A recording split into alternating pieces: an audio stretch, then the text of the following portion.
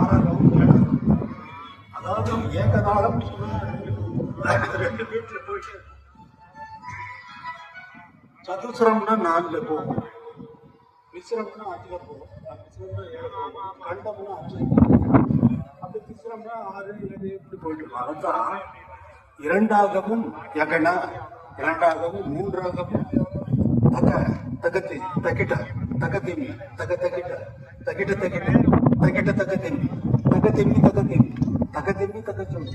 இந்த மாதிரி 8 வரைக்கும் போயிட்டே இருக்கக்கூடிய இசையே, அப்படி இருக்கக்கூடிய இசைன்னு சொல்றதுக்காக தான் அந்த எகன மகன ககன பகன தகன ரகன நான் உபயோகப்படுத்துகிறேன்.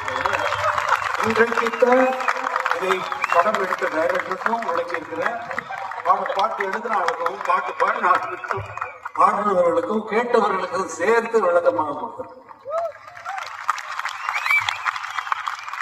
மேடையில எதுக்காக பேசுறது இல்லைன்னா, மேடையில பேசினா ஒண்ணு அடுத்தவன் திட்டணும், இல்லைன்னா தன்னைத்தானே புகழணும். இது ரெண்டு தவிர வேற எல்லாம் நடக்குது அந்த மேடையில. அதனாலேயே நான் மேடையில பேசுறது இல்லை.